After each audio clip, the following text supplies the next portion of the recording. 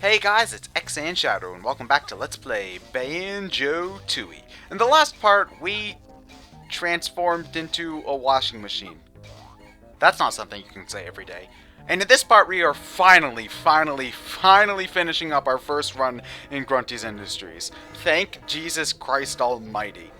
Anyway, now that we've opened up that door, we could go after that mission, but since I only like to transform into stuff once if possible, we're gonna take care of all the stuff we need to use the washing machine for in this level, so hooray for that, I suppose. Anyway, the first thing you're gonna want to try to do, or at least do while you're doing other things, is the Skivvy Workmates mission. Basically, their clothes are dirty, and we need to wash them. Yeah. You know, I don't know why they couldn't just walk down the street with a roll of quarters, but whatever. We'll do it for them because we're such a nice guy. Yeah, we're doing people's dry cleaning, or wet cleaning, I guess, since it's a washing machine. But still, what are we going to do next? Pick up food for Grunty's workers? Or, I don't know. But anyway, basically, the washing machine has a couple of key advantages over Banjo and Kazooie normally, and a couple of key faults. First off, the major faults is mobility. The washing machine can't do shit when it comes to mobility because, well, we can't jump or climb or grab onto anything. So, yeah, all we've basically got is our standard run and move and a tiny jump. But, however, we do have a couple of other key advantages over the other characters in the game, in that we can access certain areas of Grunty's Industries that Banjo and Kazooie alone can't. So, you know, I guess, you know, you gotta take your bad with your good, I suppose. And, you know, just the sight of a washing machine walking around with a backpack on its back and shorts on its bottom is just inherently funny enough that I can cut it some slack. You know, Grunty's Industries, for all of its annoying parts, does have a certain charm just by, you know, washing machine, man. Anyway, the thing that I showed right there, that's the service elevator. You've probably seen it a couple of times throughout the level. Basically, we couldn't go in there as Banjo and Kazooie, but we can go in there as the washing machine. In fact, it's the only way to get in between floors as the washing machine because we're not allowed to use the warp pads, which, well, kind of sucks, but seeing as the service elevator basically functions as a warp pad, you know, it's not really that big of a deal.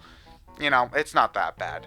Anyway, there are quite a few Skivvy Workmates. Most of them we've already run across in the level, so you should already know where most of them are. But, however, I'm showing off where washing their clothes because seeing them as Banjo-Kazooie and actually accessing them as the washing machine are two pretty different things. Like, for example, getting to that Skivvy Workmate on the first floor as the washing machine is just as simple as doing a flip-flap jump up there. But as the washing machine, we need to lower that thing using the bill drill screws, and then jump across using the washing machine's pitiful jump, because if you hadn't lowered that thing, the washing machine wouldn't be able to fit through the door. Thank you. I'm sorry.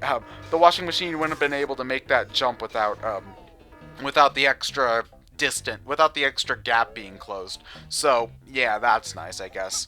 Also, stairs are a washing machine's worst enemy. I'm glad I know that now. Also, camera. Camera is a washing machine's worst enemy. Who would have thunk? Anyway, now that we've gotten all the ones on the first floor, and the one on the second floor, and the one outside, I think there's only like 2 or 3 left. There's definitely one on the third floor, and the one on the third floor I made sure to show off to you guys, but you wouldn't know how to access it right away. In the boiler room, there was another area that we couldn't access as normal Banjo and Kazooie, and now we're going after it now as Washer Banjo. It's the boiler plant. Well, there's this box in the way that I need to blow up with a press the Z button, you fool. Break the block. There we go. Yeah, I'm dumb. Anyway, you can look into this room as normal Banjo and Kazooie, but you can't actually access it unless if you are Washer Banjo. So, yeah. Anyway, this Skivvy Workmate is the only real thing of importance in this room. There's no honeycomb pieces or anything like that in this room. It's just the Skivvy Workmate. Yep, just the Skivvy Workmate, if I'm remembering myself correctly. I hope I'm remembering myself correctly. Anyway, 4th floor, we're going after another one here, and then there's another one on the 5th floor roof area that we can only access as the washer, Well, actually, we can only access any of these things as a washer because we need the washer to get to the skivvy workmates in the first place, but yeah, quality control. This is the way to get the jiggy that we got last part using the, like the quality control minigame. This is where we get that jiggy right here.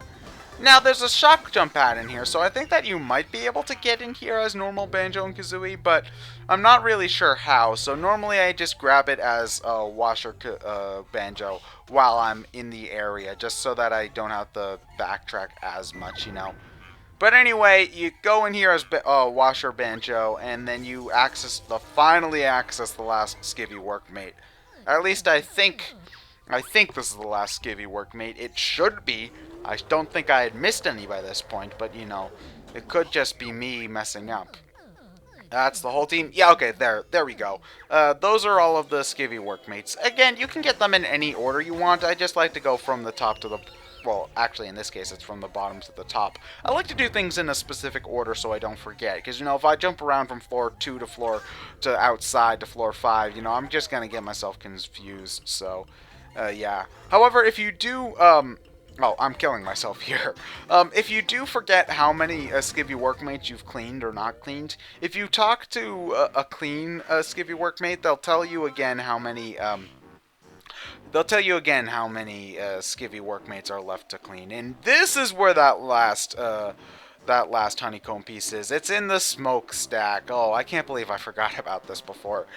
Yeah, I am dumb. And thank you for post-editing, for getting this as clean and simple as possible.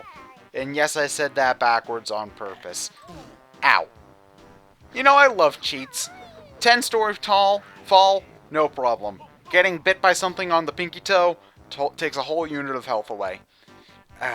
Wonderful, terrible, wonderful game logic. Anyway, we're going after the last mission that we can get for right now in Grunty's Industries, and yeah, I hold a lot of resentment for this one. Basically, we're going into that door that we opened up as Washer Banjo and well, just Washer Banjo. I guess you could say Washer Banjo and Kazooie, but I'm just gonna say Washer Banjo.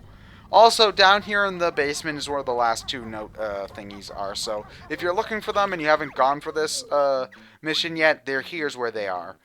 And thankfully, since we've gotten all of the notes in the Isle of Hags, we finally have an even note number in our counter thingy there. So that's nice. Anyway, yeah, the repair depot. Not looking forward to this one, honestly, because on top of just how annoying opening up this mission is, the mission itself is just obnoxious, and I don't look forward to playing it any time I play through the game. So, yeah.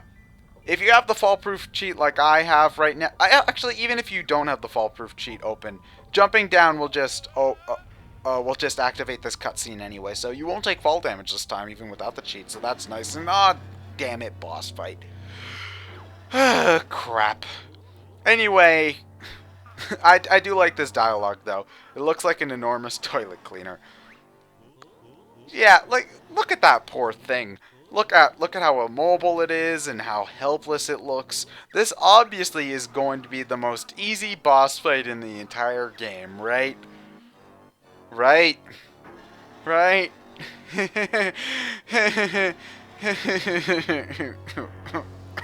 Fuck Welder. This visually impaired welding torch can kiss my ass. Yeah, not a fan of this guy. This guy is one of the hardest bosses in the entire game. Okay, maybe not hardest boss in the entire game, but he's one of the more annoying bosses in the entire game, if that makes any sense. Although, I will say his boss theme is pretty damn epic, if I do say so myself, so yeah.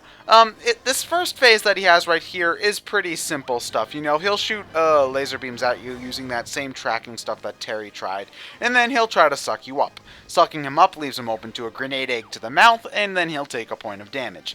Repeat 5 more times, and then you've got one beaten boss. His second round of attacks will be just an enemy rush. So, you know, those can be taken out with a simple roll maneuver. No real problem there. He won't be doing anything at the present moment. And then he'll try that sucking deal again, which he probably shouldn't try because it didn't work that well for him the first time. But, whatever. You know, he's a boss. He has to leave a He has to leave himself open at some point, otherwise the game wouldn't be fair. And then in this last attack pattern that he'll try to bounce after you. But if you use the whatever this the Talon Trot, if you use the Talon Trot, you should be okay, just because you run faster than he does. And it also, when he jumps really far ahead, it gives you a chance to get far enough away from him in order to be able to shoot a grenade egg without being sucked in too far by his sucky attack. That was the easy part of the mission. Now, he electrifies the floor, which makes everything oh so complicated. Anywhere where there's a lightning graphic on the screen right now, that's death territory. And that makes this entire boss fight annoying when what makes most of this boss fight so easy in the first half is taken away from you in the second half. Meaning mobility.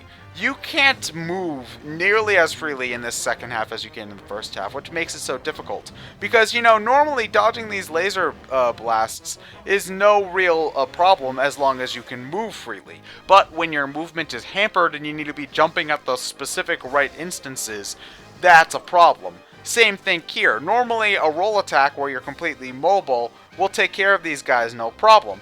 But now we need to use stuff like our comedy move. Didn't think I'd actually get any use out of that. But yeah, when we have to use our less reliable mook destroying abilities in that part of the fight, which is not nearly as easy to do as it might seem. And here, where we're trying to run away from Welder, on top of the camera not being entirely cooperative, we've got a jump, which it's just another layer of annoyance being added to the entire fight. And not to mention that whenever he sucks himself, he tries to suck you up, that's you being moved against your will. And I don't know how I survived that. But you can be easily drawn into one of the electro floor tiles by that sucky ability. So, yeah, that's obnoxious. Not one of my favorite parts of the game, if I do say so myself. Although Welder's decapitation does make me feel a little bit better inside, so that's nice.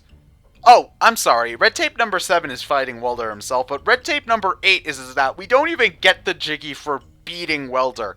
Beating Welder stops the fan which stopped us from getting a Jiggy. 8 layers of obnoxious red tape to get one Jiggy. Yeah. This is the most obnoxious Jiggy in the entire game. I'm just gonna say it right now. Screw you, Welder. Screw you. Ugh. Yeah, I don't feel too bad. Yeah, I'm with Kazooie. That's too bad. Suck it up and deal with your life of decapitation. I can think of several great career options for you, though. Bowling ball. Actually, just one. Bowling ball. I'd really love to use you as a bowling ball for... Oh, yeah. That's a... Ugh. Hate this boss fight. Hate this. I don't know what I hate more, though. Fighting the boss itself or dealing with the bullshit that comes with unlocking the boss fight. I don't know. Take your pick, ladies and gentlemen. So anyway, with that, at the very least, we also unlocked the access to the last Cheeto page by beating that boss fight, too. Stopping the rotating fan thingy also stops it in this room and in the other room there. So you can walk across the rotating fan basically fine now. Although I think that if you come back here at a later time, you might, emphasis on the might be able to MacGyver your way across using one of Kazooie's later abilities, but don't quote me on that because I'm not entirely sure on that front. Although I'm pretty sure if you step on that thing while it's still spinning, you'll probably fall and, well, not die, but you'll fall and have to fight the boss, which is obnoxious, so, what you gonna do? Anyway, yes, finally reached the end of this stupid mission. Stupid mission. We've been working on this thing ever since we set foot into Grunty's Industries, and it's the last Jiggy I get before leaving this place for the... This is only our first run in here. So you could go down in there and explore some other areas, because there are areas in Grunty's Industries down there that have Jiggies that we can't get quite yet, but, at this point, I just want to take the short way home, and this is most definitely the short way home. Although you do need to actually beat Welder before you can get most of those Jiggies down there, so hooray for that, I suppose. Yes, 5 p.m. has happened. We can leave work. Thank you. What? No paid vacation days? Fuck. Anyway, next time on Let's Play Banjo-Tooie, we're going to be doing some cleanup crew. I'm ExandShadow, and I'll see you guys later.